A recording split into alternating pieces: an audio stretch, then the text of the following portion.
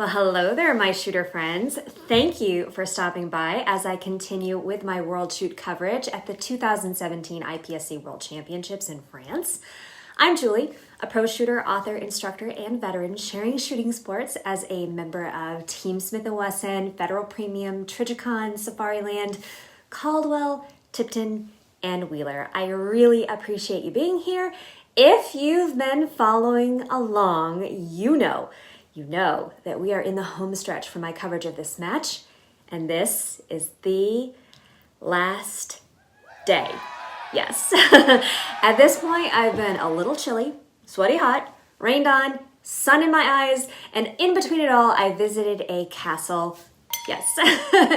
For the final day, our squad hit the green zone, stages inspired by Oceania. We had an afternoon start, which meant I got some good rest, ate lunch, and was ready to go. So let's do this. And to start, let's talk about mindset. I've mentioned this before, but there's always the debate whether you should know your results as you compete. There are pros and cons to both. Staying in the statistical dark means that you just focus on shooting the best you can on each stage. You do you. You shoot your game. You don't allow scoring to influence your strategies on each stage at all, or in the match for that matter. On the flip side, there are those who believe that knowledge is power. Knowing your position in the results does add pressure, but if you're behind and in striking distance, you can take risks and push harder and potentially win. Some people thrive from that come from behind, kick in the patootie, so to speak, and others, they just don't take that kind of pressure well. So me, I have some mixed feelings about it. For sports like Steel Challenge or Bianchi Cup with fixed courses of fire, I'd rather not know. In these shooting sports, there's really no way to make up time or hits. You can only shoot so accurate or so fast. With practical shooting and the dynamic courses of fire, there's a lot more going on besides just the shooting. And you can sometimes take risks on target arrays or try to shoot a stage a different way or push in your position work, that sort of thing. In practical shooting, since there's no perfect score, your score is comparison based against the top performer on that stage. If you're lucky, that's you. Now, if you do have a coach, they can help you decide when to pour on the gas if need be. And a lot of international competitors use coaches. But me, not having a coach in the sport, I do like to have a general idea of where I sit. It can help me decide when and when not to push, if I should take a risk or if I shouldn't. No matter what, I feel it's important to shoot your game. As I mentioned, some shooters, they get inspired from that come from behind kind of feeling. And I've seen shooters like Rob Latham, the great one, do it more times than I can count.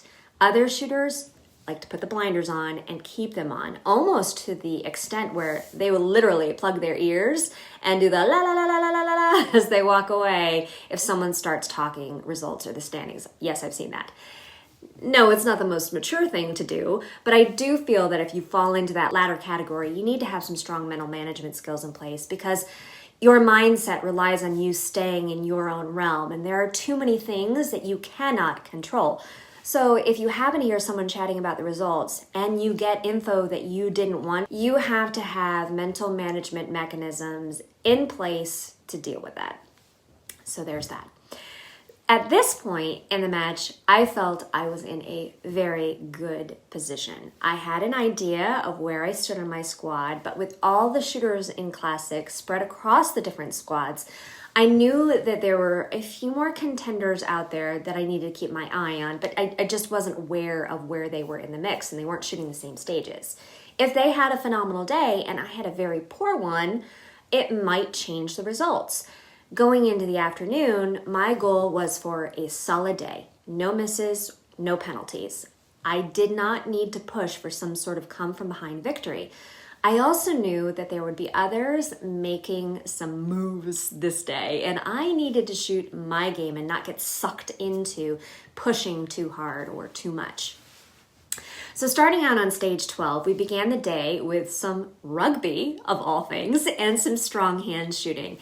This stage was a big one for the classic division, with 11 rounds to start for 9mm shooters and an 11-round course of fire with 5 paper targets, one of them being a swinger, and a popper, with a lot going on.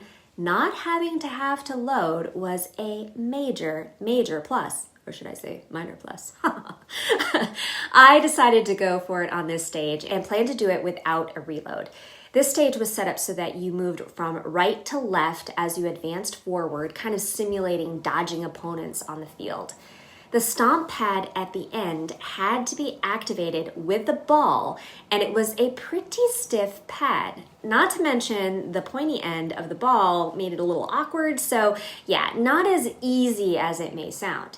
This was also a high disaster factor stage for my division because of the prop intensity and the desire to go 1-for-1 to avoid that standing reload. Things on my mind for this stage. First, get the ball in a good position so that I wouldn't, 1, drop it, not good, and 2, fumble around with it at the activator.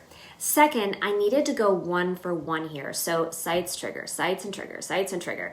It was one of those stages that you could push too hard and suffer bad hits, or worse, fumble with the ball and have to deal with all of that not fun stuff. So my plan, draw an advance forward to shoot T5 on the right. A few steps to the left opened up T1 with a need to be careful with that no shoot target. I'd advance straight to the center for the activator, and while I was moving, prep to grab the ball and use it to activate the swinger. I'd set it on the pad, and while holding it down, use my weight to press down on it as I pushed up to the first target I could naturally see. That's T2. Then it was a hard transition to the right to sweep right to left, finishing on the swinger. Here's my run. Are you ready? Stand by.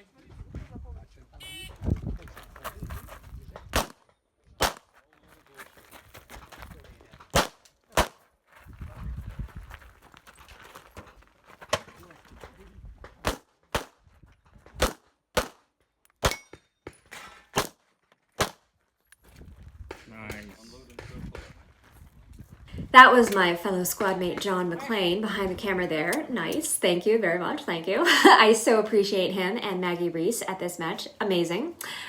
There was a lot going on this stage, and even in the walkthrough, things felt a little awkward. So finishing this, I was very happy with my hits and checking all of the boxes on this one. Most importantly, no standing reload and disaster avoided. This is also a very low hit factor stage, 11 rounds and 17:05 seconds for me. I was the fastest time among the women on the stage, but I did drop 3 Charlies on this one and ended up second behind Grace Tamayo, who was almost a second slower, but with all A's, and she had a really great run on this one. So in IPSC, we're scored by hit factor, and I've mentioned this before, and I'll link to the videos as well. The overall points we score on the stage divided by our time gives us this hit factor. This stage was only 11 rounds, but because there was so much movement and the additional prop manipulation, the top hit factor on this stage in the classic division was only a 4.1. On stages where the hit factor is lower like this, points become very important. Normally, 3 Charlies isn't a horrible score in a stage, but with just 55 total points available, even the faster time that I shot didn't result in a stage win, which I have to say, I still prefer. But still, this was a solid run, and I only lost a couple of points to Grace here. With stage 12 over, our squad was set to finish up on stages 7 through 11. Stage 7 was our first medium course of the day, featuring 2 bombing targets activated by mini poppers. You could begin anywhere in the area. The way this stage was laid out, you could only see the bobbing targets from the back left and right corners of the shooting area, making it essentially a 3-position stage. For my plan, I opted to start on the left, making the reloads just a touch smoother as a right-handed shooter. At the buzzer, I draw and engage T1, the mini popper, and the bobber. Because of the distance of that steel out there and the bobber, I wanted to have extra rounds to play with, so I planned a reload while advancing to the next position to the back right corner for the second mini popper and bobber. A final reload and move up to the center to sweep the remaining targets from left to right, starting and finishing with the steal. That marked the end of the stage. Anytime you have a mini popper at a good distance that activates a mover or a bobber, whatever, there's the element where you want to get that mover going because there's nothing to shoot in between. In this case, there was a decent amount of space. It was a good transition between the mover and that steal. So really important to knock down the steal to avoid having to go back and forth because you're waiting on a mover that hasn't been activated.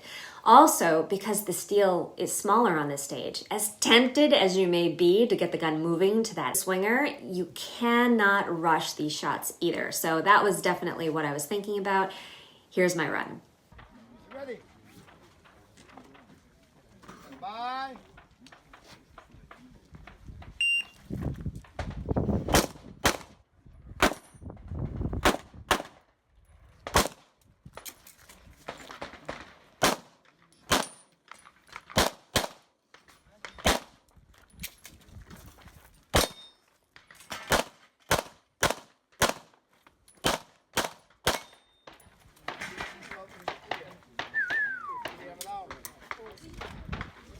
Five, 2, 0, 6, 5.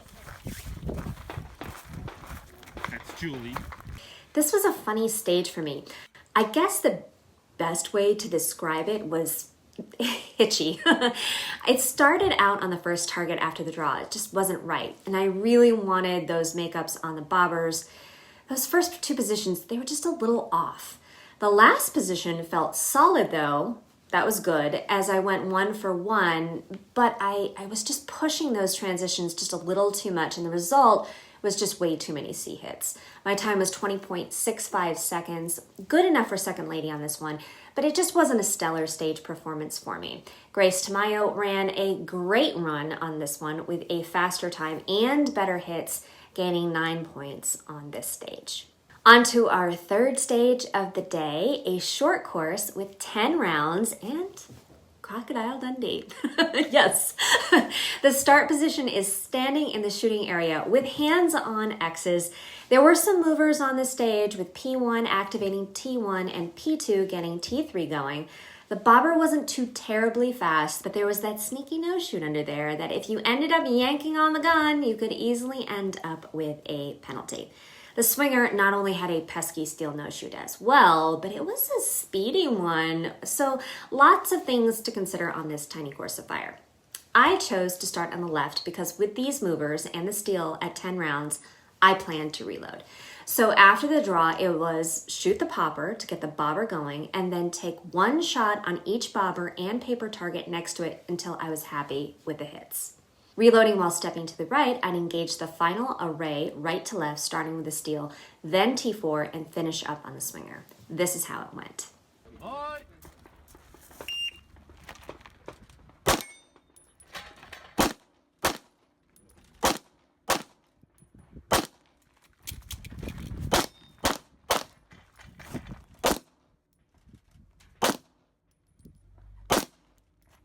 I was very happy with the sequencing and the shooting on the first array. The reload went well, and going into the last position, I chose to keep the gun at the top of the swing instead of transitioning down to try to catch the swinger at that low left position. I didn't want to risk a miss with those extra transitions back and forth. I feel like I was chasing the swinger. And so even though other shooters took the swinger both at the top arc and also on the left of the no-shoot, I stayed at that top spot, just kept the gun in the sights right there. So it was a little bit slower and safer. So I felt in the end that it was worth it to, keep that goal. No misses, no penalties. I ended up with a couple of Charlies and a D on this stage with a time of 15.45 and fourth woman in classic on this one. Bruna Soares Mirandola was the fastest and smoothest on this stage, taking the win. I wasn't happy with that D, but the run was smooth enough and the reload on point that I felt good going into our final 3 stages. And then came along a sweet little honeybee. And yes, I got stung. I'll leave that stinging tale for the next video. I know, the suspense is going to kill you. I do appreciate you all for joining me on this one. And to find out what happens on my final 3 stages, stay tuned for my next video. What did you think of these 3 stages? That rugby course of fire was pretty intense, and every time someone sees this photo from the stage, they just don't know what to make of it. Like and subscribe for more, and until the next one, live your life fully loaded.